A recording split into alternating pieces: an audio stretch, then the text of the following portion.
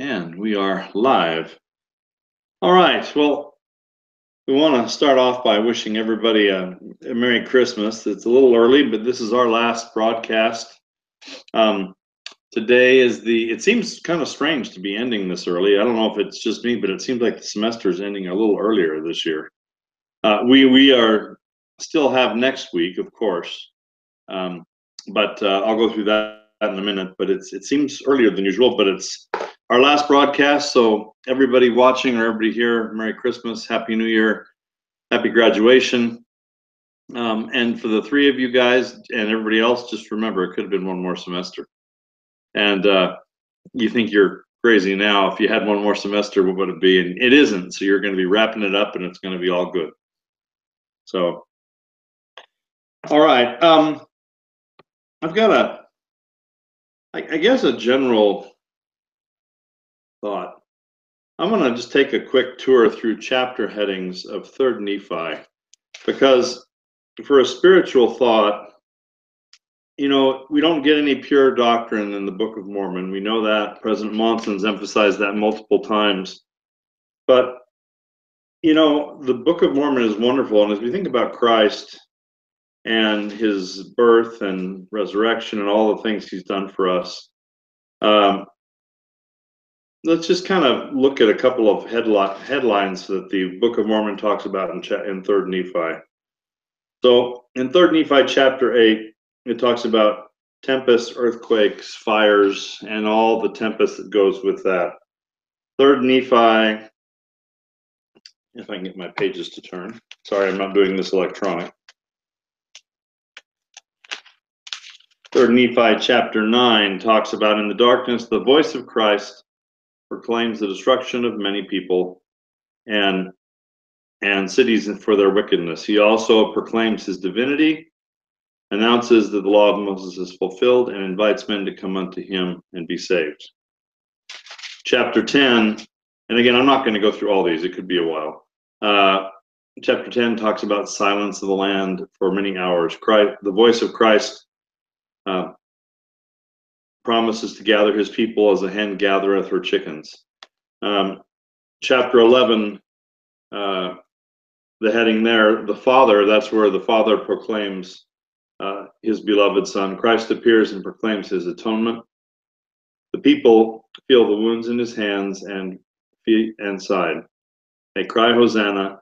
He sets forth the mode and manner of baptism. The spirit of contention is of the devil. Christ's doctrine is that men should believe and be baptized and receive the Holy Ghost. The doctrine taught in 3rd Nephi is so wonderful, and it's not just the events, it's the doctrine that he talks about in these relatively few chapters. Chapter 12, ironically enough, is where he calls and commissions the 12.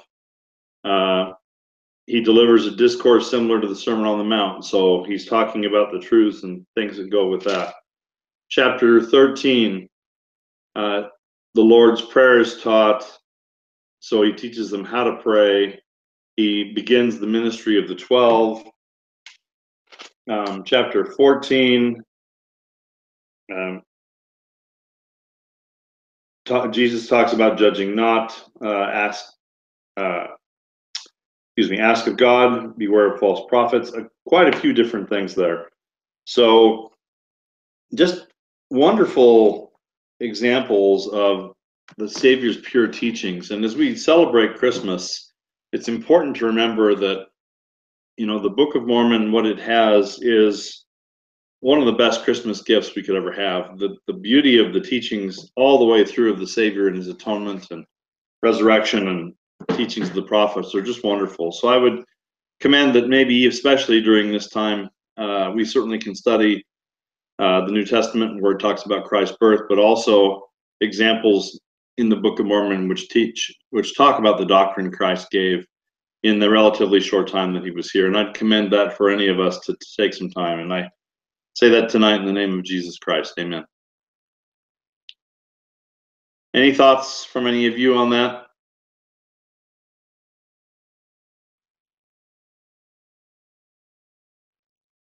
Okay, we'll count that as good. All right. So let's go through our class for those that are concerned about that or nervous or just want to know what that is. So let's go through that one.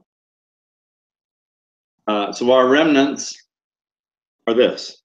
Next week, by next Friday, so a week from day after tomorrow, so maybe somebody can look up that date for us so we can figure out what day that is. The 8th. Thank you. Or yeah, thank you. It's the 15th. It's the 15th. Right. This Friday is the 8th. Next Friday is the 15th. There we go. I knew that, Brianne. So on the 15th, all of your work is due. Your final doohickeys paper, any work that you may have gone back and done, etc. And that's midnight on Friday the 15th. I have to put in grades that next Wednesday. And again, the classes end the 15th. So just as a reminder, everything has to be due by then. I think that's been pretty clear, hopefully, so far.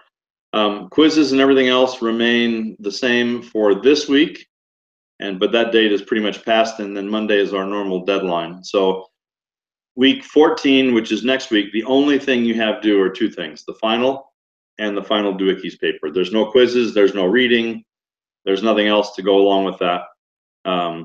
It's just that final week to get things done. We don't have a class discussion, if you will, etc. And I'm going to check on one thing here. Hang on one second. Sorry, give me 1 second here.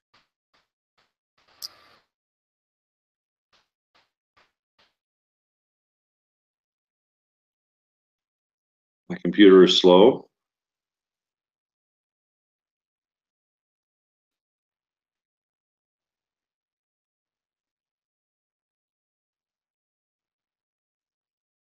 Yeah, I'm just double checking that. So we've got the final and the final doohickeys and peer evaluation, etc. And then also an instructor evaluation. I would encourage you guys to make sure you tell me what I did well and what I could do different and what I could do better. So week 14 is really a pretty simple week. And the only time you need to meet as a group is if you're finishing up your doohickeys paper. So if that's already done, you don't even need to meet as a group.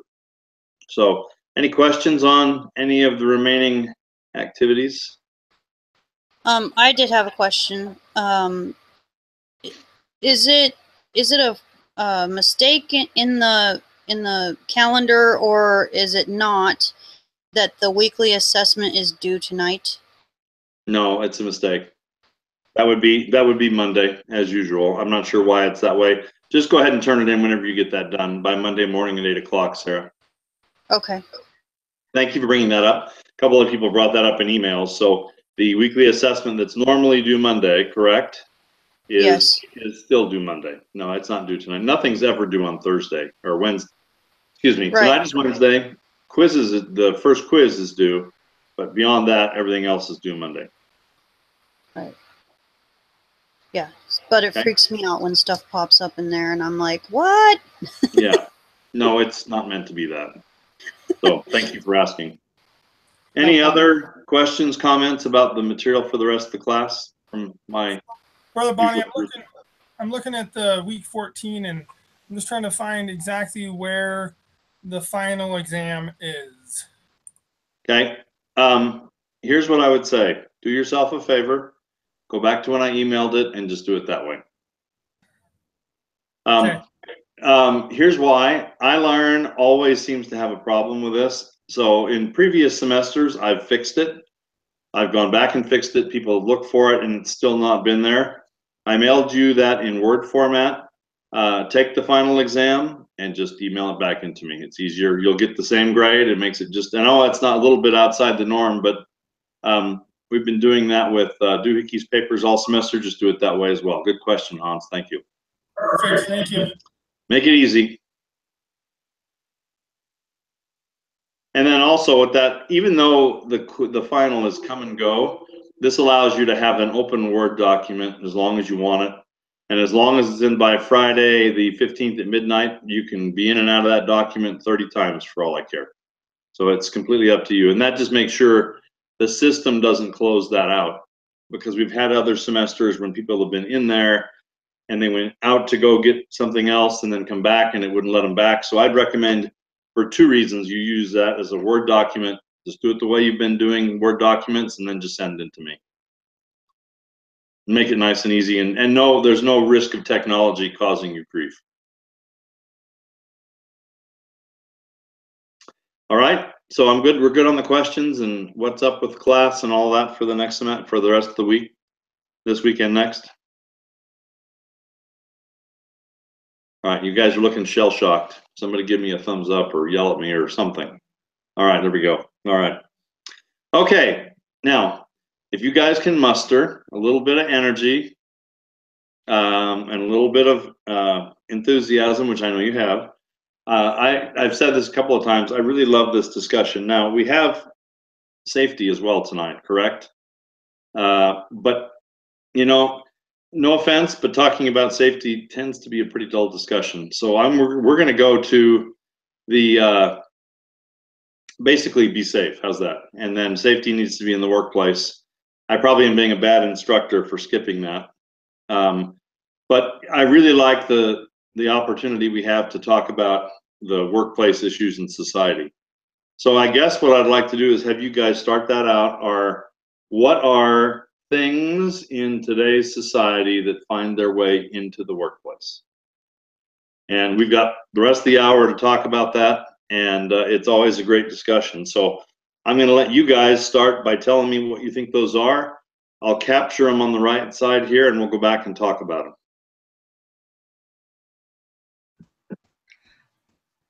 I think it was listed divorce, religion, same-sex relationships. James? I would add to that personal issues. I mean, if they're still in the dating scene, they're going to have ups and downs. I guess you're always going to have ups and downs, but if they don't have a ballast in their life, that's going to cause a lot of problems with work. Okay. A lot of ups and downs. Yeah, I think Brianne nailed a lot of them. Drugs, alcohol. Okay. I'm going to call that substance abuse, because call it what you want. Drugs, alcohol, 10 other things, if you will. Yep. Okay. Social economic disparities are starting to creep in. People are starting to really focus on that a lot. Gender issues or equality. Political stuff. Yeah. Yeah, political. Sarah said political. I mean, people talk about politics at work. They talk about it everywhere. Okay. James, thank you for adding that. Social media. Great. Absolutely. And then again, these aren't always necessarily bad things, but they're issues that come into the workplace. Okay. There's more. Work-life balance. Ah, yes. What is that anyway? Well, it's quite a bit of things like about people.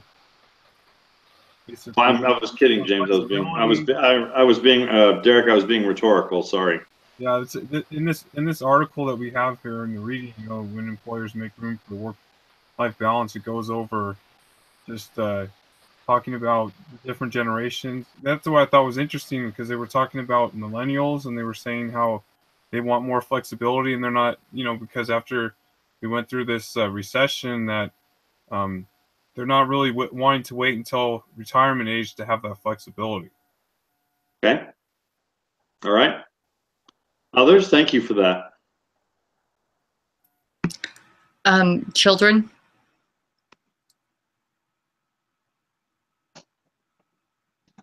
How about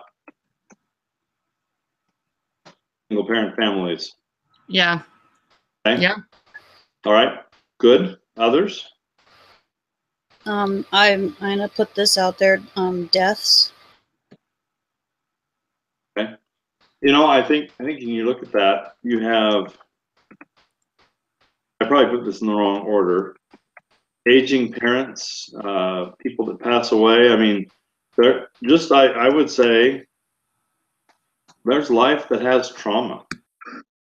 just stuff happens that's just plain old bad. Okay. You mean like somebody gets in a car accident or something?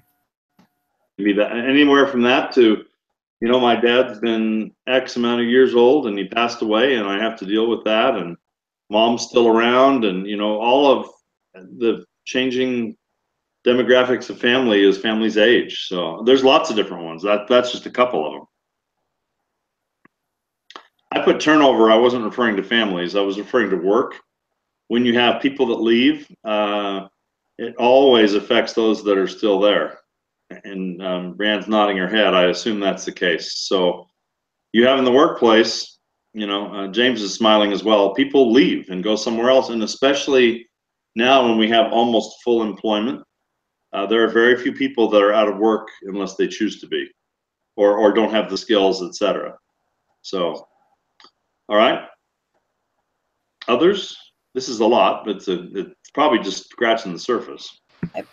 I would think like office and workplace cliques, groups, that type of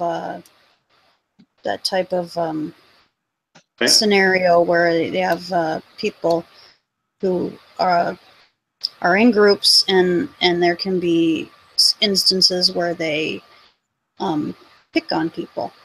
Sure. Bullying. And again, people getting along or not getting along, as the case might be. Okay. All right. Well, we've got a few of those. Let's do this. We probably will not be able to talk about all these tonight. So why don't we have each of you guys, whoever wants to go first, pick one and let's talk about it. One that may be of interest to you. And let's talk about it. And we'll go from there.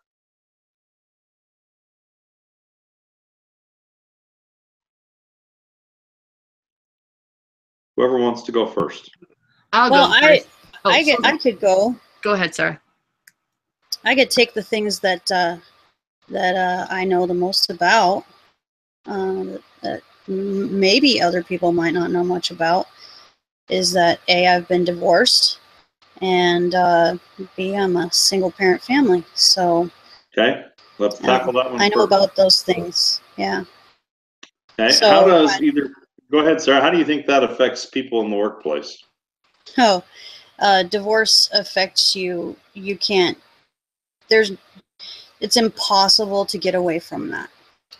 There's no way that you can compartmentalize that kind of a big happening in your life. It was the hardest thing I've ever gone through. It was the most awful thing I've ever gone through. It was the worst. So. And how do you think that affected your performance at work, if I can ask, and not being too personal? And if that's too personal, don't answer it. No, that's fine. I actually wasn't working at the time. I was a stay-at-home mom. So when I got divorced, I moved, and what was even more hard for me is that there was emotional and psychological abuse in my marriage. And I had the effects of that afterwards as well. And so my career, though, was being a mom. And it did affect that greatly. Okay. What I would do is that I would get up and I would get my kids off and ready and off to school. And then I would go back to bed and I would sleep. And then I would get up again when they would come home, and I would help with homework, make dinner, and then go to bed as soon as I possibly could. I was tired all the time. And I was depressed, and I had anxiety, and I ended up going to the doctor because I had thoughts of driving myself into an oncoming semi. And I knew that those things weren't good, so I ended up having to go get medication for that, because that wasn't healthy, and that wasn't where I wanted to be. And I was a barely functioning parent at that point in time. Okay. So. Well, thank you for sharing that. I'm sorry you had to go through that. And again, I appreciate you sharing something that's very personal, such as that. Yeah. And I would add from my 4,000 years in the workplace is that exactly what Sarah described is exactly what people bring to work. They have to deal with that. They have to, typically the person that is, I'll call it the victim in the divorce is, and again, like Sarah talked about, they have to get kids up. They have to get kids off. They have to prepare themselves. They have to be at work. They have to perform at work. They have to go home and do the things Sarah talked about. And whether it's stay-at-home mom is your job or whatever the case might be, it's like you said, Sarah, it's impossible not to bring those things into the workplace. It's just impossible not to. Unless you're a robot. Say again? Unless you're a robot, you can't do it. It's right. Because it's such a huge part of your life and who you are. And it affects more than just you. It's not just you. It affects your kids. It affects your parents. It affects your siblings. It affects every single aspect of your life. Mm-hmm. And certainly your job. Yeah. So let me ask this. As employers, when these things happen, what responsibility do we have, both to the team that's not affected by the divorce and to the team member that is affected? How do we help those folks and still allow them to stay employed? By being understanding. Okay. That's the biggest thing. Okay. To me, you know. I think I liked what the one of the readings is talking about. Divorce was specific, but you need to make sure that there is a employer-employee relationship, that you are a listening ear. I think, as Sarah clearly said, we need to listen, and for the employer, we need to do our absolute best to listen, and never say, and I agree with the reading, never say, oh, I've been there. Never, just listen, and then redirect them to a therapist or a psychologist or whoever that you need. That way, you are someone that they can lean on and support, be a support, but that they can have official, proper help elsewhere. Okay. Yeah. And I think the other thing that goes with that too, many times, and I've heard this from many people, is that one of the greatest blessings about having a job is it gives you somewhere else to focus. And again, you can't always turn off the thoughts of home and spouse and things like that, but it gives you a place to put energy and again, get your self-esteem built back up and get some support and pats on the back from your coworkers, you name it. It can be a great thing to have a job. And Sarah, you had the opportunity not to have that. So I'm not sure which is better or which is not, but it can be beneficial to have a place to go. It also can be a great trial to be a place to go when that's going on. Yeah, so. I'm not exactly sure.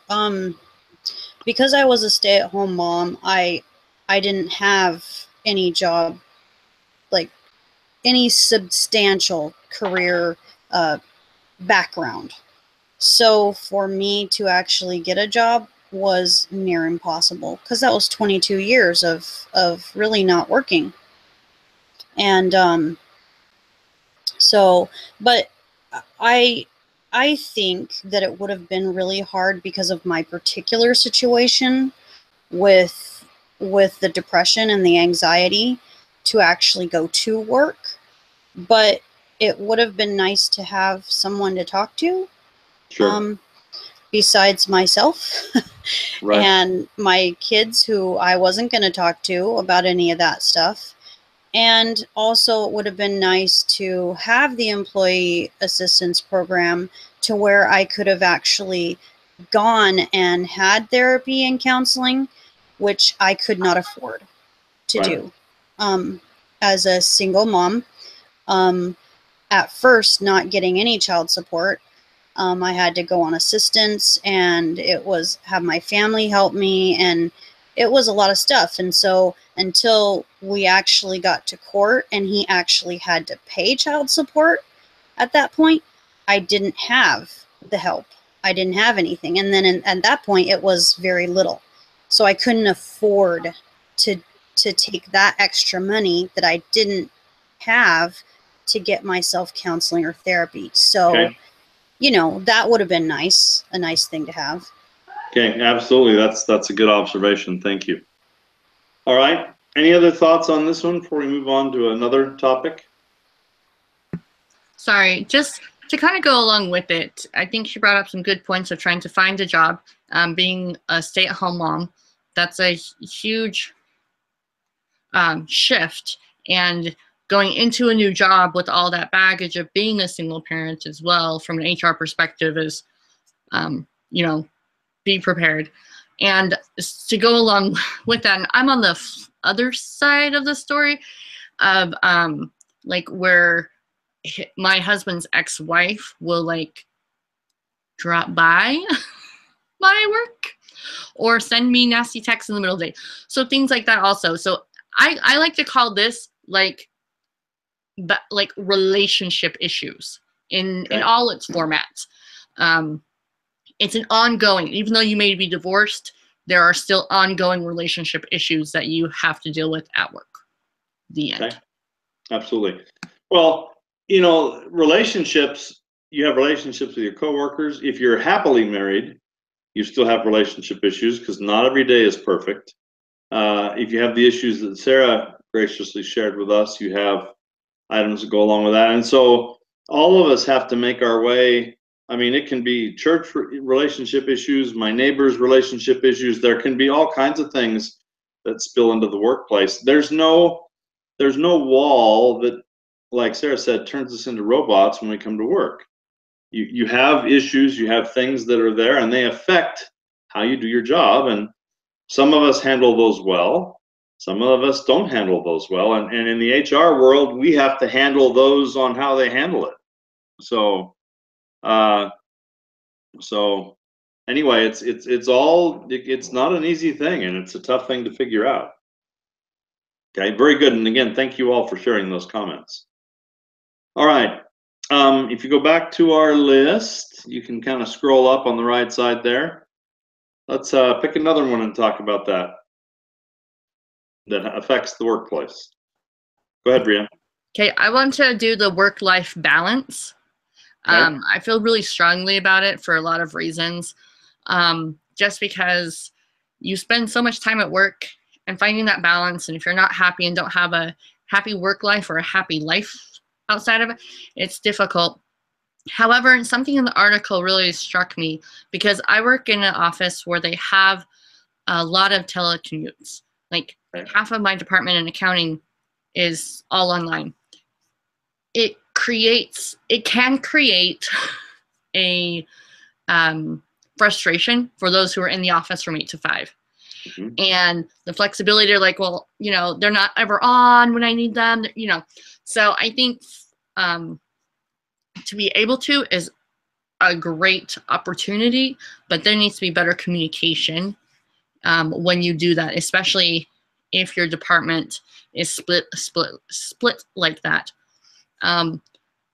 Also, something else between work and life is I actually don't like hanging out with my coworkers. Not that they're not awesome people, but I have been forced, and I do mean forced, to attend things outside of work. And I love spending time with my husband, heaven forbid. And so it frustrates me when work creeps into my personal life as well, when they're like, no, you have to go to this dinner theater for 2 hours and chat with your coworkers, even though you just spent 9 hours with them. So, oh yeah. Tell us how you really feel. And they're nice people. They're nice enough people. I just have different tastes in life. But what it comes down to is that work-life balance. If you have the opportunity to telecommute, make sure that's communicated all across the board so people don't feel like they're being gypped or not being able to get their job done because somebody else is on a different hourly schedule. You know, make sure that they're jobs don't cross, so to speak. Like you're not waiting for each other to accomplish something. Well, can I jump in there for a second? Yeah. Telecommuting can be a blessing. So you can have it to where your work team is all across the world and somehow manages to work together, which is some of the miracles of technology, all the way down to what Brianne's talking about, which is, you know what? They're working 3 hours a day. I know it. And they're never on when I need to be there. They're not pulling their weight. And I'm here I am in the office driving in, doing all of this. And, you know, I'm not getting the same benefit of this. So it can be challenging. It can be a benefit, but it can also be very challenging to go along with that. So other thoughts from anybody else on that whole issue? What you guys think? I'd have to add to that. I've been part of the telecommute, work from home, work from office group. And on my side, I've seen, as the one who does it, I see the lack of communication even when I am in the office, because my office was a little mushroom closet. And so quite often they would forget that I was even there if I was there. I mean, someone would come through, a sales rep for a different company, and they'd walk right past my office. My door's open. I mean, hi guys. Yeah. But so it's I can definitely see where it goes, but it's a great benefit.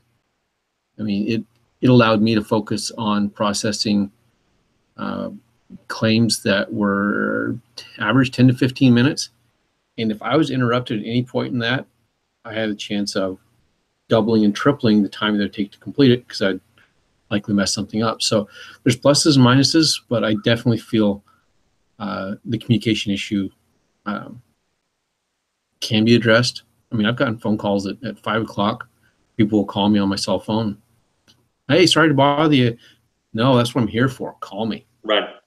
And so I think it's, you know, that open communication, and it's a blessing both ways, blessing and a curse. But okay. All right. Okay. Good thoughts. Thank you, James. Other thoughts from anybody on this whole work-life balance issue, telecommuting, etc.? The work-life balance to me, I think, has a different appeal. I need to find the work-life balance that works for me and my family. I'm not going to say so much about the other coworkers. You guys have already hit that pretty heavily. But finding the work life that, okay, I know that if I can, I need to be able to be flexible enough that I can participate with my kids. In the example, it talked about the kids' programs are never at 5 and 6. They're always at 3 o'clock, and work doesn't get out till after 3 o'clock. So having that flexibility, but communicating that with my wife, and especially if and when we both will potentially be working, if she's working part-time or even full-time, we need to be able to communicate that so that we don't let things come in between us. I think it's just so important to recognize the importance of family. And if it comes to a point where I'm the one who needs to be at home or whatever, then that's what I need to do. I don't want to make it sound like I demean women at all, but finding that relationship and that balance is so important to me. Okay. Good. Thanks, Hans. All right. Good thoughts. All right. Other thoughts on this work-life balance? I would add a couple of things to this on this one if I could. I think one of the things is that you have to be a strong enough employee that when it's time to be home with family, your employer says, get out of here, you know, go. If you're not performing well, or you're not pulling your weight, or you're not ahead of the curve, kind of think of it as a bank account. If you've already put in the time and you're doing a great job and all of that, you know, it's tough, especially when you have a lot of things come up, to be gone. But if you're doing all those things, it's very easy for an employer to say, I don't even want you to ask me, I want you to go. The person I work with, we just had a conversation today. Her daughter's in a Nutcracker ballet, and she was talking, and she was lamenting about having to leave early. I said, will you stop? You put in so much time here, just go. You don't even have to tell me. Just, I know you're leaving, go. And if it's 4 o'clock in the afternoon, go. And you know what? That really makes that work. So that's one thought. The other thought is there are people that will try to take advantage of that, and there are people that will say the work-life balance needs to tip in favor of the employee, and that's not always acceptable. You really have to have it be a give and take. So that's a couple of additional thoughts. Anybody else on that one? No, I think you hit it on the head too about you can tell work like based upon the employee. I had some things come up this week, being sick and having to go to appointments, and I took my laptop and nobody questioned, and I got my stuff done, and versus I got in this morning and they were complaining about somebody who works from home regularly about this, that, and the other, and I was just like, they're like, oh, no, you're fine. You got your stuff done. They didn't question. So that's the other thing is, again, that communication and that trust that when you're given something, that I think is more of a privilege and a perk than a right, to not abuse it. Okay. All right. Thanks, Brianna. I appreciate that. I'd like to add that it depends on your job position. I've been working in the same company for a long time, and the position that I worked before, I'd try and sneak out early, talk to my boss, hey, can I take off a few minutes early? I was here early this morning. And he pulled me aside one day and said, you're in a position where your face needs to be seen. And so you need to be present for the customers. And then later on, my job role changed, and I didn't need to be the face the customer saw. And so I was able to take advantage of working remotely. And by that time, we developed a relationship that he knew that would work. And he straight out said, there's other employees here that would not work. So it definitely depends on how you treat it and the rapport you have with your employer. Okay. Very good, James. Appreciate that. And I think the other thing is that there are some positions that you've got to be there. You're not going to be the face of anything if you're not there. And there can be occasions, but it's again, excellent observation. Okay, let's move on to someone pick a different topic. And I appreciate your conversations on the side over here. Glad to have those going on as we speak. So if you want to scroll back up and look at that list again, we'll pick another one and let's jump in on that. I was thinking politics. Politics. Okay. All right. Say something about that one, Derek. Well, for me, I was just listening to this conversation that James was talking about, and so basically, as being like my position more for the ranch is like ranch manager, and I deal with customers all day, and there's like one customer that I talked to, the guy's like entrenched in politics. I mean, if you want to go talk to him, and he's so fixed in his ways, and he'll talk to you, and if the interesting thing I see about just different people, like I'll see people on both sides of the spectrum. I'll see Trump supporters, I'll see Bernie Sanders supporters, I'll see Hillary supporters, just people all over the map, basically. And they're all fixed in their ways, and they can't talk to each other because it's either they're pointing fingers like you're Republican, you're a Democrat, all this stuff's going on, just like you see on the news. That's a perfect workplace environment that you see the politics just go crazy all day long, for 24-hour news cycle. And these people just get all wrapped up in it. And you just see it on social media where people or YouTube. I mean, I go and I read the comments all the time, and it's just like, just people just saying all kinds of things about them based upon what their political leanings are.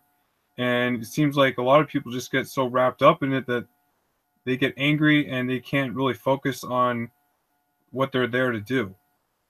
Okay.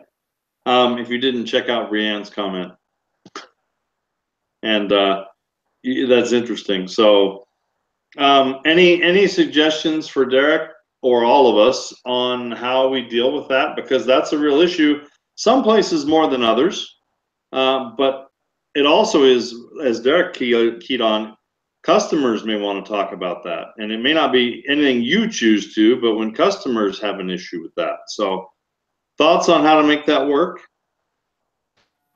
Well, if it's a customer, then it's not about you. It's about them. Okay. And you need to listen. That's part of your job.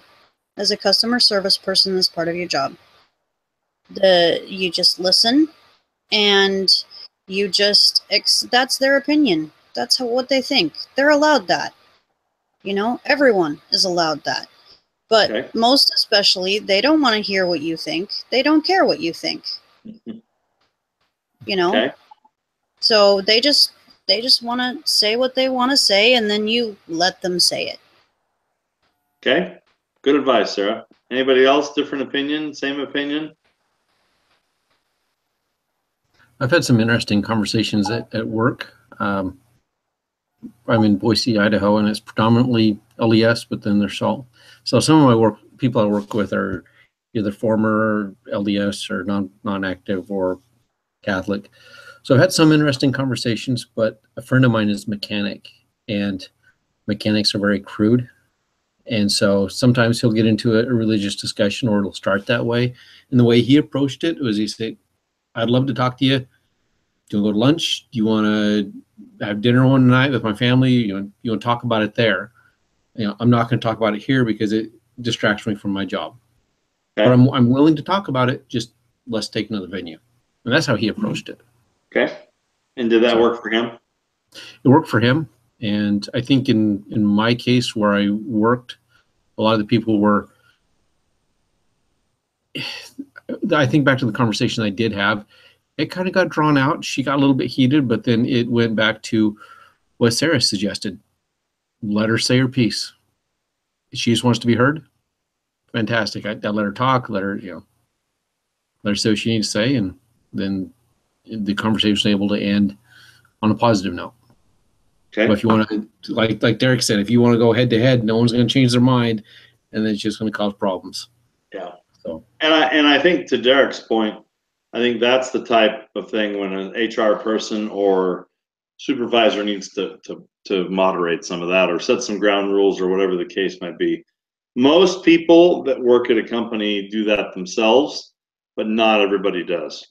And so I think it's one of those you've got to use wisdom and common sense. And if it's okay, you don't want to stop every conversation. At the same time, you don't want to spend 4 hours talking about the Trump versus Hillary issue that's already a year plus old. So there's a time and a place. So any other thoughts on this? I think we have to be understanding too of our coworkers. And what I mean by that is that some people just don't have some of the social skills as the rest of us. And so, and I don't say that in a mean way. I just say that that's true. That's a truth. And because of that, you have to try to understand that and understand them. And then just, kind of come at it from that point of view with them. And then maybe just, I do work right now. I am a healthcare aide. And so what I do is my client is my brother. I am his caregiver. And he is they don't call it Asperger's anymore, but they call it the autism spectrum. He's high on the autism spectrum. But that's what they used to call it. And he has he has no filter.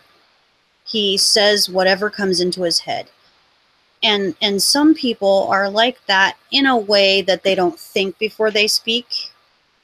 And so how I do with him is, I guess, how I would suggest that people do with others who are kind of like that, is that I just sort of go, well, that's nice. And then I kind of sidestep and I bring up something else and I kind of go around it, or and I just kind of try to direct things in a different direction. And I just am kind about everything even though he gets like in his little moments where he's really upset about something and he just wants to talk about it and go on about it, and I'm not going to argue with him because that's unproductive. Okay. And even though he's my brother, I'm first in my job, I'm his caregiver, and that means I have to set aside any of that and go a different, I have to take a different step. I have to take a different route. So. Okay. Very good. Thank you for sharing. All right. I'd like to jump in Go real ahead, quick. Yes. Follow up a little bit with what Sarah was saying. I'm going to switch mine more towards a little bit of religion. I think it kind of depends on, back to a previous comment about what position or what role you are in.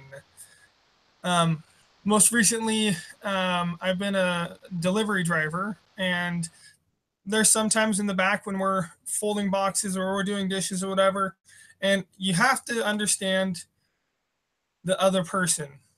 When in those conversations, it's just conversation. It's not a debate. Who's right? Who's wrong? I would call it a good gospel conversation with individuals that are either inactive or not members of the church, just explaining things.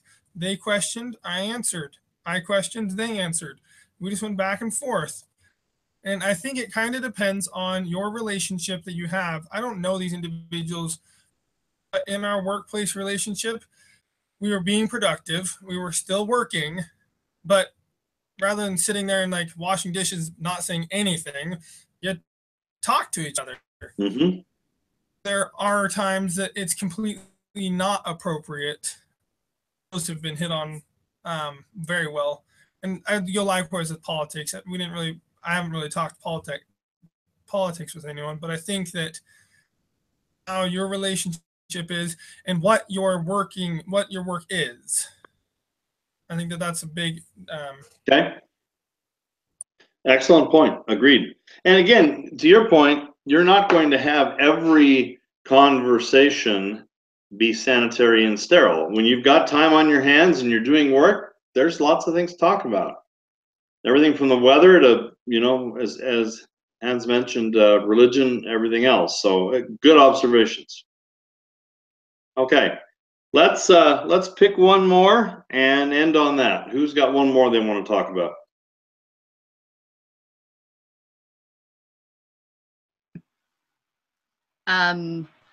I would do the gender equality issues. Ah, yes. I would love to hear about Can I that. make that gender issues in general? Right. Yes. That's like big in the workplace. That's big in the world today. So how do gender issues impact us at work? I think it affects on a lot of different levels. One, how to handle people who don't identify as a gender. Two, gender as women breaking the glass ceiling and equality. Like there's a lot wrapped up in that one is what that is. So it's kind of like the don't ask, don't tell, but how do we make this fair type of situation. Okay. Oh, and by the way, other than church and bars, I think that's probably the two places that are an exception to this. Where do people meet most often? Work. Okay. And I don't know, church and bars may not be the right place, but you get the point. Okay. People meet at work. So you have gender issues, you have men working with women, you have same-sex issues, you have one of my previous companies, and this was back before it was not quite as easy to talk about. One of our senior leaders came out and said that he was openly gay, and that was like, whoa, that's awkward and unique. And it's not a simple world in that area anymore, and it tends to be a little bit on the crazy side. So let's take a couple minutes. What are those issues, and then what do we do about them? And then we'll wrap up from there.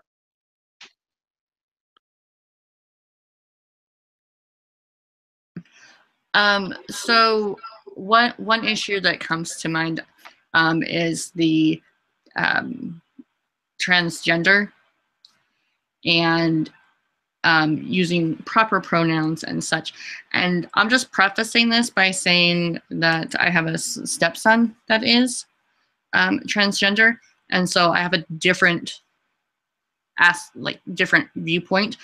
But it's interesting in the workplace to have that discussion, but also to meet people as they come through. If somebody knows somebody from the time when they were a girl or boy previously to what they are now, awkwardness. That's all I have to say. And I'm like, I don't know necessarily what to do, and I live it in a daily.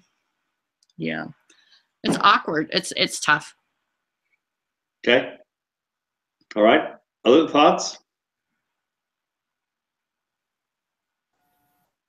I think it's interesting now that you see this whole thing going on with the sexual harassment and all these people coming out, and it's just like all over the news, and it just seems to come in waves, you know. And it's like even like on, you know, every semester on BYUI they put on the discussion board about sexual harassment. I mean, it's everything. It's all over the place, you know. Okay. But the thing is that they make it seem like it's like they were talking about on the news. They said that they make it seem like it's one-sided, and that it only happens to one gender, perpetrated by the other gender. It never happens the other way around, or is never, you know, the same gender to the other gender, you know. And Okay. it's just like, I think that the world's view is skewed on that. Okay. With all this, it makes me wonder what happened to, as a society, what happened to our respect for the individual? Why is there so much hate and discontent? I mean, personally, I don't care what you do. As long as you can do your job, fantastic. But, I mean, treat everyone with respect. That's the thing I have the biggest time with, and I'm excited to hear about this because honestly, I don't deal with it. We have 2 women who work in our workplace, and the rest are men. And so they're older, there's no younger, there's none of these issues that we have to deal with in that regard. So I'm very excited to hear about this from everyone else. But I just feel that where's our respect for the individual? Okay. Other thoughts? I think that's a great point, James. And I think it comes from communication and understanding. We may not agree, just like we don't agree with politics or religion or anything. Like the way that I approach these things in the workplace is kind of like what Sarah has said, where you listen. They're not going to change your mind. You're not going to change theirs, but you respect them. And if they do their job and they're a good person, and, you know, like it's, you know, that's their choice. But what is difficult about it is that when people make it awkward, or when people, like, I'm not the best at handling those situations because I'm like, I really don't care. I grew up with people like this, so this is not new to me. Well, and can I interrupt for 1 second? It's when people have an agenda and they try to push that agenda, no matter what that is, no matter which way. I think that is difficult to handle as an employer, you know, and a human resource person. There's a fine line between letting people talk and vent and share their beliefs and ideas, and where that either significantly influences the workplace, or some people would say poisons the workplace. I mean, I don't know the answer to that. Other thoughts on this one? I've got one comment at the end when we're finished here. I want to come back to the comment that we heard that James mentioned, is that I think, and I'm gonna end because we're at 9 o'clock, folks. I don't know if you noticed that or not, but it's just about that time. I'm gonna end with this and give a last final thought or two. I think whatever the issue, if someone is being terminated and they've done awful wrong things to your company or even to another person, they deserve to be treated with dignity and respect. If someone is venting their political views, they can be treated with dignity and respect. All these people can be treated firmly if they're doing something wrong, but they can be treated with dignity and respect. I think when you have gender issues and the issues that go with that, I think you treat those people with dignity and respect. The brethren have talked about this in general conference a lot. Just this last topic, go back and look at Elder Oak's talk on the family. He gave some great tips on how to deal with this. And again, he did it in the context of a church talk, but it's also how we can be agreeable to people, but not be accepting of their doctrine or the things they're trying to put out there. So I think you have a responsibility to be able to treat people with dignity and respect. It doesn't mean you need to adopt their ideas. It doesn't mean you need to do what they want you to do. And it doesn't mean you let them have the workplace as a grandstand. But, there's ways to let people be themselves.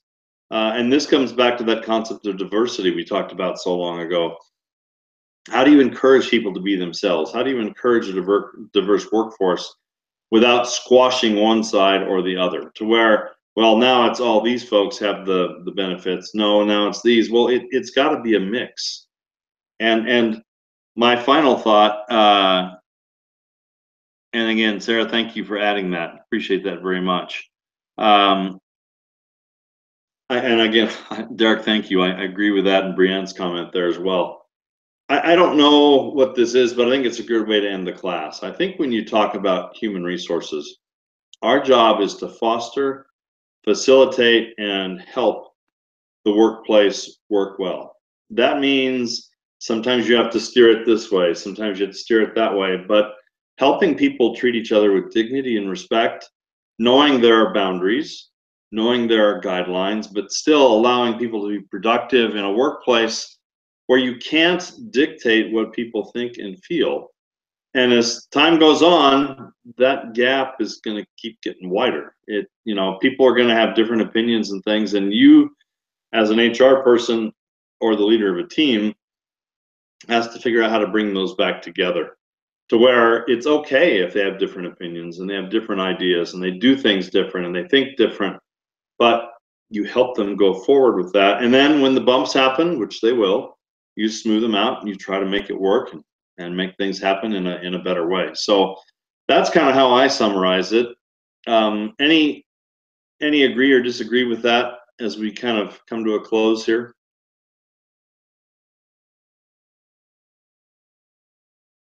Okay. Well, I hate to end up as the last word because it doesn't my style. I'd rather have you guys all have the last word, but we're out of time. Everybody that's watched the recordings, everybody that's been here, and again, Sarah, glad to have you here tonight. We've had, we've had James, Hans, Derek, Brianne, lots of people that have been, the four of you have been kind of a stay, and we appreciate that very much. Those of you that have watched is perfectly fine. Thank you for watching and listening to the comments. I just want to let you guys know a couple of things. I've really enjoyed our class. I've taught this class for a long time, and it never gets old to me because hopefully the things we talk about are not just me up here yapping, but it's the kind of thing where we have good conversations, good discussions based on your input. And in our groups, you guys have those as well. And it seems like that's the basis of what we're looking at here. So I would encourage you guys to look at the HR function as you go in your careers, in your lives, whether it's church, home, family, work, whatever the case might be. A lot of the principles we've talked about here apply. So any final comments as we close? I'll give you guys a minute if there's anything you'd like to say as we've looked at. Well, I typed it in the side, but I'll just say it so everyone can hear it. But if we always come at things from a Christ-centered thought process, then we'll have a much harder time going wrong. Okay. Sarah, that's absolutely wonderful advice. And again, agree with that 1,000%. Okay. Other final thoughts? I've really enjoyed this class overall because it's opened my eyes to how to handle things as I come across them.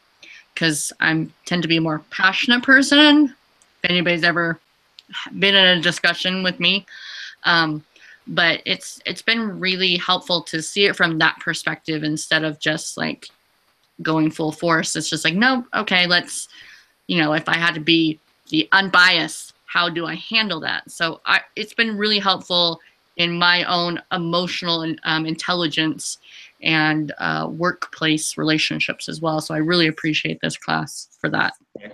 Good, Brian. Thank you. And again, thank you guys for the nice comments. Appreciate that. I try to make this a class that you guys, again, not just everybody that's here, but everybody, we learn from each other, because I certainly don't know all the answers. If I did, no way. The longer I'm in HR, the less I know. You know, it's just the older I get to where I have many things I don't know anymore. Anyway, for all of you, wherever you've been, either otherwise here or otherwise, thank you for being here. I'll post this. Wish you guys the best, the three of you in our... Sarah, you're not graduating by chance, are you?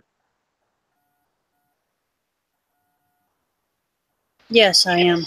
Oh, okay. So everybody here tonight except for... Hans. I have Okay. one more semester. Okay, one more semester. Coming. Okay, all right. There you go. The rest of you are graduating, and any of you that are graduating that are watching our recording, congratulations.